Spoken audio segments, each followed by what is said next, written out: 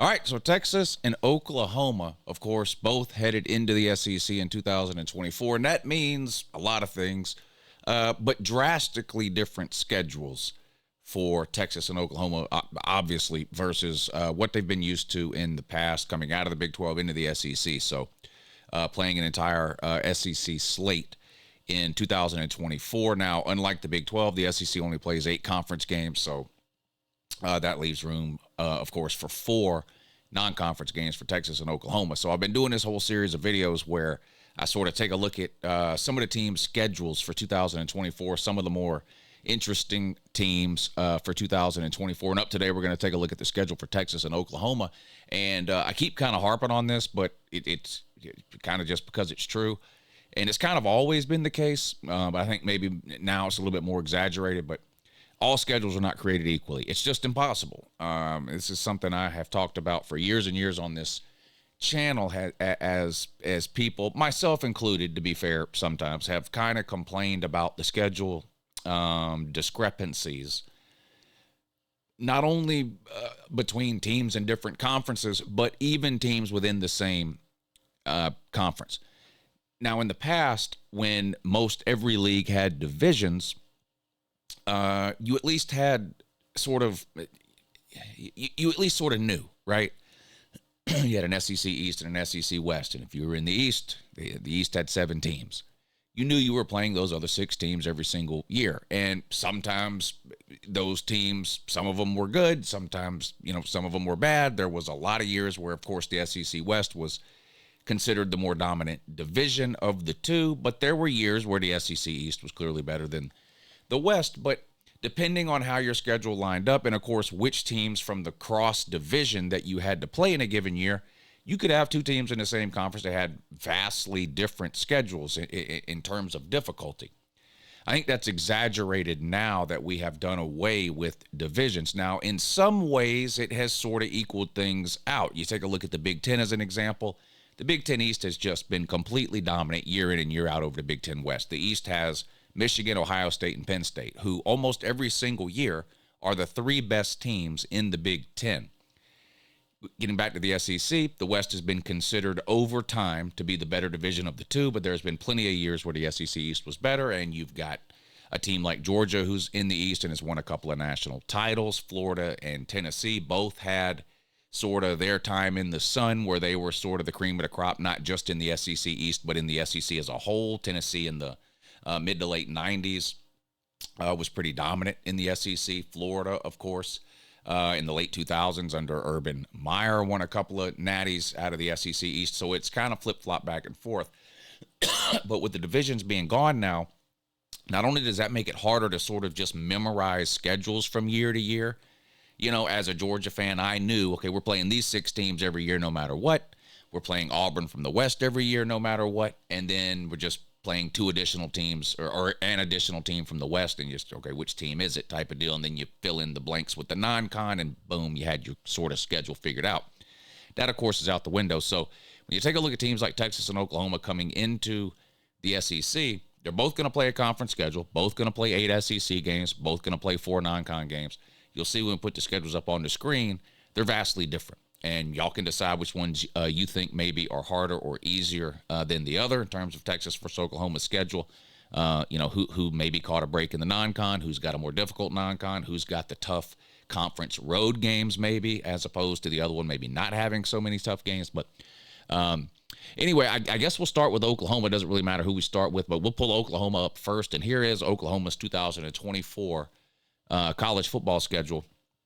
And again, they will be in the SEC. So the spring game in April, but we're going to move on to the regular season. So they start out with 3 non-conference games in a row: Temple, Houston, and Tulane. All 3 of those games at home in Norman. So 3 home games to start the slate for Oklahoma, 3 non-con games: Temple, Houston, and Tulane. Houston, obviously the Power 5 team there. They are a member of the Big 12. They moved into the Big 12 last year as the Big 12 expanded in preparation for Texas and Oklahoma leaving. So you got Temple, Houston, Tulane. You'll be a huge favorite, particularly against Temple. Yeah, you'll be a favorite also against Houston and also against Tulane. Houston is the Power 5 team that you play. Tulane may be the better of the three, the best of the three that you play, though. Tulane has had two pretty good years in a row, 2 years ago especially, capping that off with a New Year's Six Bowl win over Lincoln Riley and Southern Cal. But you get them all three at home. They'll be significant favorites. Definitely not the most difficult non-conference schedule I've seen, but I've always sort of had the same opinion when it comes to non-conference schedules. Just schedule one Power 5 opponent. That's all we really ask. I know that as college football fans, every single week we want to see like 2 top 10 teams playing the non-con. The reality is that just can't happen. Would it be great if Oklahoma was playing maybe a Penn State or an Arizona or somebody like that, where, maybe kind of a rank versus rank? Yeah, that'd be great. But realistically, that just can't happen every single year. I think if a team goes out and schedules a Power 5 opponent, that's about the best you can ask for. And in any given year, we're going to get a handful of those great games that we want. You'll see when we look at the Texas schedule, they've got a game with Michigan in the non-con. But I don't really see a reason to knock Oklahoma scheduling here. The other thing to keep in mind is, in the last couple of years, when all these teams have been sort of realigning and moving conferences and things like that, it's really sort of screwed up the non-con scheduling. Michigan had a non-conference game scheduled with Washington. Well, Washington's now in the Big Ten, so that game got canceled. So in the same way that Georgia had a non-con game scheduled with Oklahoma last year, but then Oklahoma announced they were moving into the Big Ten, so that game got canceled. So some of this is out of the team's control.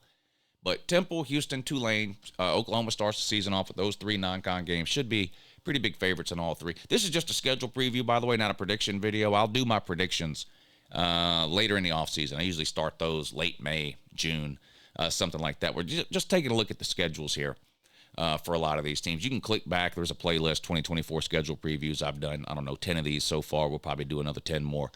But Temple, Houston, and Tulane. And then the SEC portion of the schedule starts. And up first, a home game against Tennessee. I think this will be a great game. And I actually think this game is more important for Tennessee than it is for Oklahoma. Now, obviously, it's going to be a huge game for Oklahoma. It's a home game against a big brand in Tennessee. And it's Oklahoma's first ever SEC conference game. So it's going to be a huge game for Oklahoma. But when you look at Tennessee's schedule in particular, this is a game it feels like Tennessee could win, and it feels like they probably need to win it. They've got games later in the year against Alabama and a road trip to Georgia, and those are games they're probably not as likely to win as this one. I don't think this is necessarily a make or break game for either team. And this is a big game. I mean, this will be a great game. Everyone will be watching this game. Everyone will be talking about this game leading up to it. Both teams are likely to be undefeated headed into this game. In fact, if either team's not undefeated, that means we've seen a major upset somewhere. If Oklahoma were to lose to Temple, Houston, or Tulane, that would be a monumental upset. And if you look at Tennessee's schedule, you'll see the same thing. They play NC State in the non-con, a team they should handle. And other than that, it's really a couple of nobodies. Both of these teams should be undefeated and ranked inside the top 15. I would imagine by the time this game is played on September 21st, it'll be a huge game. And then your first SEC road trip. And I don't want it to sound like I'm talking down to Oklahoma fans, because Oklahoma fans are huge football fans. They're a passionate fan base. They understand college football. This is kind of a trash talk channel, so maybe it comes off that way sometimes. But is Auburn a great team right now? No, they're not. They weren't great last year. I'm not expecting them to be great in 2024 either. I think they'll maybe be a little bit better than they were last year, but they've still got some quarterback issues. But what I want to focus on with this game here is the environment that you'll be playing in. Georgia's my favorite team. We've been playing Auburn every year for 100 years. It's one of the most difficult places to play, not just in the SEC, but in the country. Their fans are ridiculous, and it almost doesn't matter whether Auburn is 0-12 or 12-0. Those fans show up expecting a win every single Saturday. And especially if Auburn gets out to an early lead in this game or is competitive, say, into the second half, this is going to be sort of Oklahoma's first kind of foray into what it's like to really play on the road in the SEC. Again, Oklahoma is a better team than Auburn, and I think Oklahoma will be favored in this game. And if I had to make a pick on the game right now, which I don't, I do my picks later, but if you force me to make a pick on this thing right now, I'm taking Oklahoma. But this can be a dangerous place to play on the road. on the road at Auburn. And then you get your bye week. Now, we're going to get 2 bye weeks this year. If I scroll down a little bit further, you'll see you get 2 bye weeks this year. It's not a change in college football. It's the way the calendar falls. So everybody just gets 2 bye weeks this year. I've explained it in every single video I've done. I'm just going to leave it at that for now. Out of your bye week, and you get your annual rivalry game against Texas. Now, this is the one thing that is not changing for Oklahoma, is the big game against Texas early in October, State Fair, Dallas, the Cotton Bowl. I don't need to talk about this game. If you're a big enough college football fan to be watching this video, you know all about the Red River Shootout, the Texas versus Oklahoma game. It's a monumental game every single year. I expect that to be the case again this season. Oklahoma, of course, with a big upset win over Texas last year in this game here. And then South Carolina at home. If you were to divide the SEC sort of into tiers, I guess depending on how many tiers you wanted to divide it into, let's say you wanted to divide it into maybe 4 tiers, South Carolina's probably tier 3. Tier 1, you'd have, your Georgias, your Bamas, teams like that. Tier 2, maybe you're looking at, an Ole Miss, a Missouri from last year, maybe a Tennessee from a couple of years ago, LSU. And then below that, you'd have, your South Carolinas, your Arkansas, sort of a step above your Vandy's and your Floridas and things like that. So, you get them at home. South Carolina, too, just an FYI for Oklahoma fans who maybe don't know, but South Carolina can be a difficult place to play, too. Now, you get them at home, this won't matter, but for future reference, taking a trip to Columbia, especially if you have to play at night, Willie B. Stadium out there, those fans too are absolutely nuts. I mean, there's been years where South Carolina went 0-12 and sold out every game. I mean, they're just absolutely insane there.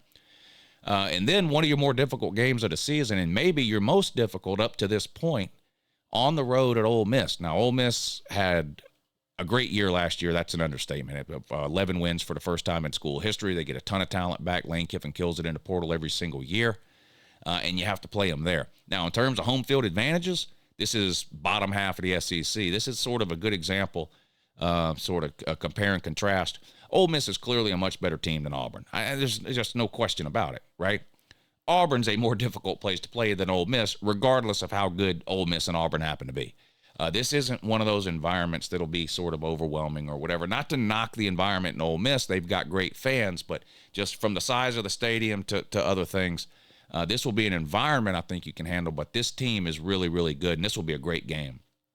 This will be a really good game. Interesting sort of coaching mind matchup here with Lane Kiffin, who is sort of considered an offensive guru at Ole Miss, versus Brent Venables, the defensive guy at Oklahoma. But this will be a really good game, a huge game. Ole Miss will be probably in the top 10. They're going to be in the top 10 in the preseason. We'll see how they do the first half of the season. That'll determine where they're ranked when this game is played sort of near the end of October. But another huge game here for Oklahoma, year 1 in the SEC, on the road at Ole Miss. And you come back home, play your last non-con game of the year against the Maine Black Bears. Again, this will be a sort of name your score game. Oklahoma will beat them as bad as they want to.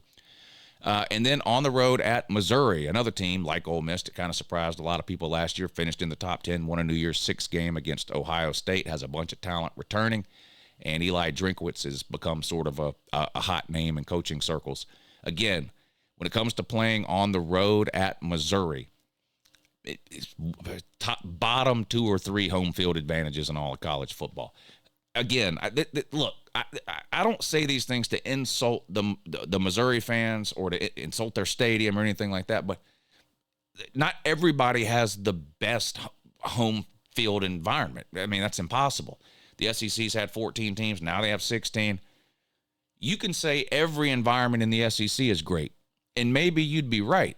But somebody is going to be 16th on that list. And I'm not saying Missouri is 16th. That's obviously Vanderbilt. The bottom third, how about that? In terms of most difficult places to play in the SEC, Missouri's at bottom third.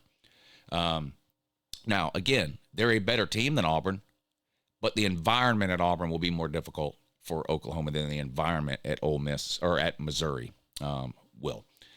Then you get your second bye week, and this comes at a great time because the schedule has been sort of manageable up to this point, in my opinion. You haven't really had a point on this schedule anywhere as we kind of scroll back through it.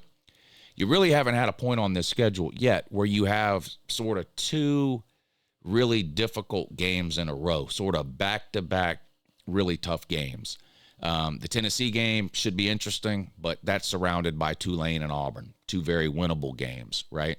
The Texas game is always huge, obviously. That's surrounded by a bye week and a home game against South Carolina. The Ole Miss game, surrounded by South Carolina and Maine. The Missouri game, surrounded by Maine and a bye week. I think you get the point. But coming out of this second bye week, your last 2 weeks of the regular season, teams are beat up. Injuries could be a concern late in the year. Now, that could affect Alabama and LSU as well. But these are two difficult games here. You get Alabama at home. Now, they've got a new coaching staff. They lost some talent to the portal, but they're still going to be, if not the most talented roster in the country, one of the best 2 or 3 rosters in the country. You get them at home. It's an obvious advantage, but this will be a huge game late in the year. And you follow that up with a trip to LSU. Now, talked about Auburn being a difficult place to play. Talked about maybe Missouri and maybe Ole Miss being not so difficult a place to play. It doesn't get much more difficult than playing on the road at LSU, especially if this ends up being a night game late in November, Thanksgiving weekend, rivalry weekend. This may be the most difficult game on the schedule on the road at LSU for a lot of different reasons. Number one, it's on the road at LSU, which is an extremely difficult place to play. Number two, LSU is just a really good team. They've talked about Alabama having top 2 or 3 talent. LSU's got top 10 talent. Now, obviously, their defense was horrific last year. They got to get a lot better on that side of the ball, and they lose a Heisman-winning quarterback, which is never easy to replace. But they're going to be a good team. You got to play them there. You got to play them at night, and you got to play them right after you play Alabama. It's just a very difficult spot here on the road at LSU. But there it is. That's Oklahoma's schedule. So you look at the non-con, you have one Power 5 matchup. That's against Houston. Oklahoma should be favored in all 4 of their non-con games. They've got Houston and then 3 lower classification schools. When you get into the meat of the conference schedule, first thing I always look for, where's the road games? Well, at Auburn, difficult environment, not a great team. At Ole Miss, not a difficult environment, but a pretty good team. At Missouri, sort of the same thing as Ole Miss. Not a great environment, but a pretty good team. And then on the road at LSU, a good team and a great environment, a very difficult environment.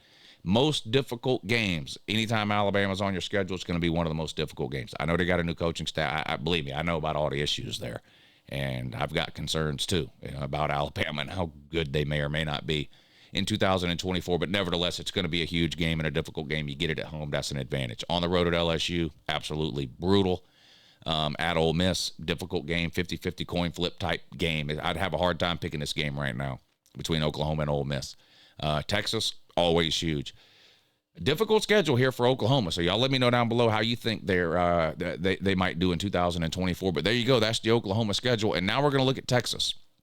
And we're going to go through and look at Texas the same way we looked at Oklahoma. And then maybe at the end we'll kind of compare the two. Or y'all can let me know in the comments after we go through Texas schedule. Who do you think has it worse? Or who do you think has it easier year one in the SEC in terms of how these schedules were handed out? But here you go. Here's the Texas schedule for 2024. Of course, fresh off a playoff appearance, their first ever playoff appearance after winning the Big 12 in their last year there. Steve Sarkisian just recently this week got a huge raise and extension. Quinn Ewers comes back at quarterback.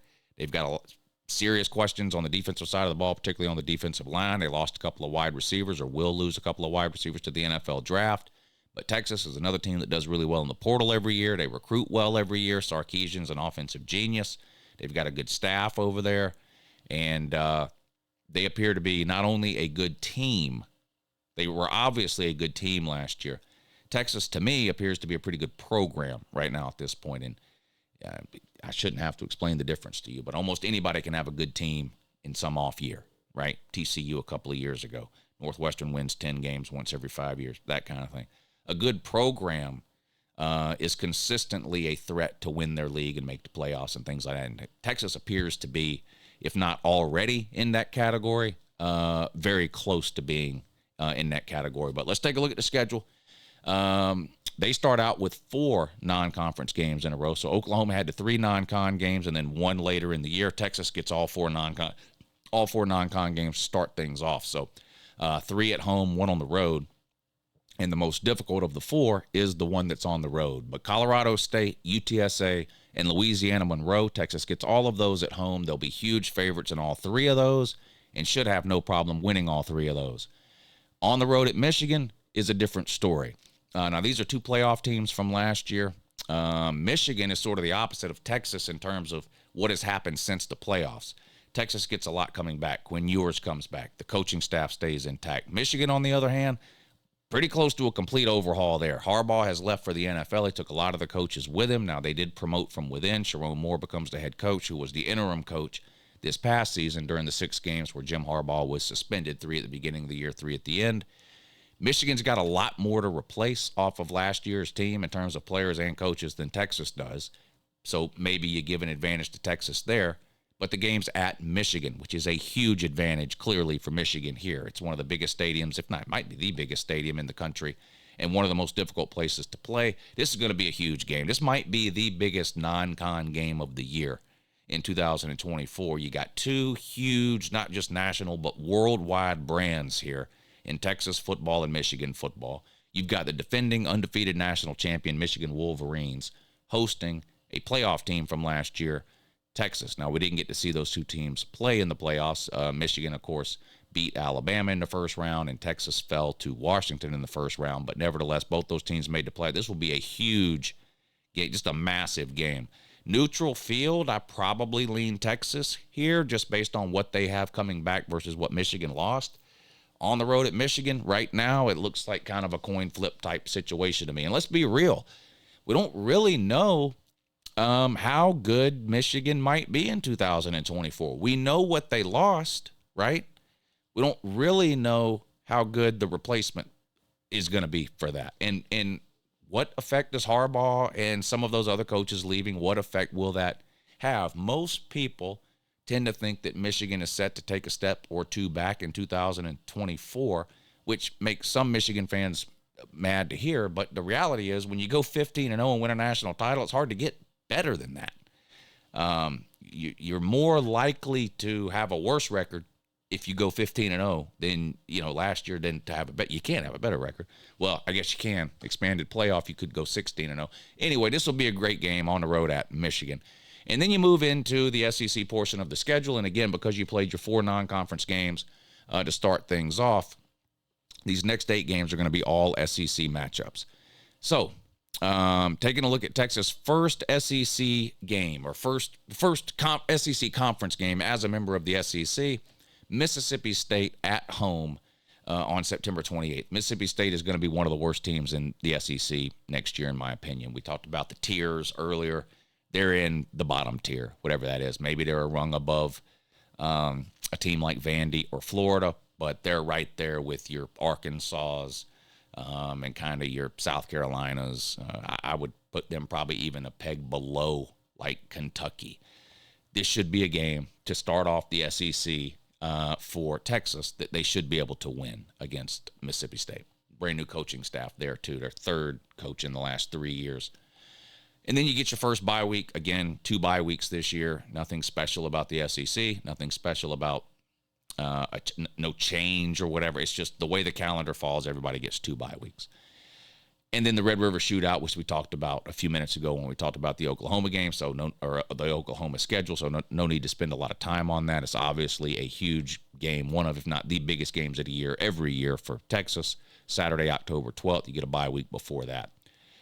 Here's where they didn't do you any favors, though. Texas has to play Oklahoma and Georgia in back-to-back weeks. We talked in the Oklahoma portion of this video a few minutes ago. They end their season with games against Alabama and LSU, a difficult couple of games in a row. So is this. Right in the middle of the season, Oklahoma and Georgia in back-to-back weeks. Now, the good news is neither is a road game, right? Oklahoma gets Bama at home, but then they got to travel to play LSU in the last game of the year in back-to-back weeks there. You get Oklahoma and Georgia in back-to-back weeks. Now, they're not both home games, but neither is a road game. The Oklahoma-Texas game, of course, is a neutral site game played at Dallas, in Dallas at the State Fair.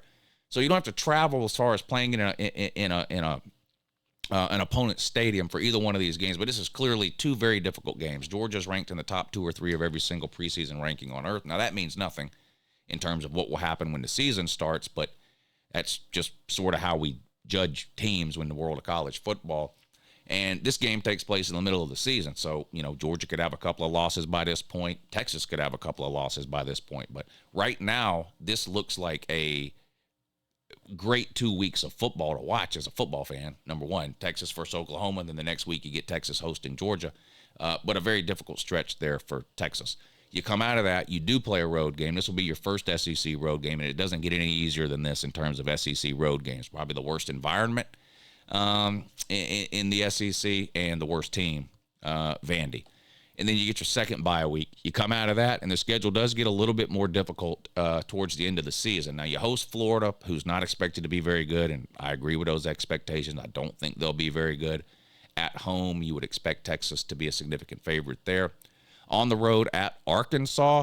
Arkansas is kind of a middle-of-the-road SEC team, but they're one of those teams that when people talk about the SEC and sort of the difficulty of making it through the season and beating all these teams, Arkansas is kind of one of those teams that kind of they're talking about or alluding to when you hear people make comments like that. Texas is obviously better than Arkansas. There's no doubt. There's no question about it.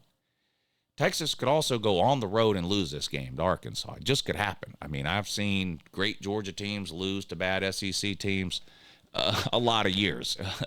And I can say that about every single SEC team. Now, Texas will be a significant favorite. If I had to pick the game right now, I'd pick Texas. But this is sort of the type of game SEC people are talking about when they talk about the difficulty of making it through an entire season's worth of SEC games. Again, not trying to prop Arkansas up. They're a middle-of-the-pack at best SEC team, and Texas is up near the top.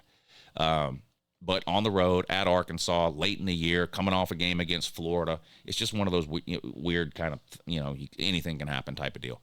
At home against Kentucky, I think Kentucky's a better team than Arkansas, but you get them at home as opposed to playing Arkansas on the road. So, again, a game where Texas will be a significant favorite. And then, if you're not looking forward to this game as a college football fan, then you haven't been a college football fan for very long. But I've told this story a million times. I'll make it quick. But growing up in the 80s and 90s, sort of becoming a college football fan, this was one of the games that I would watch every single year.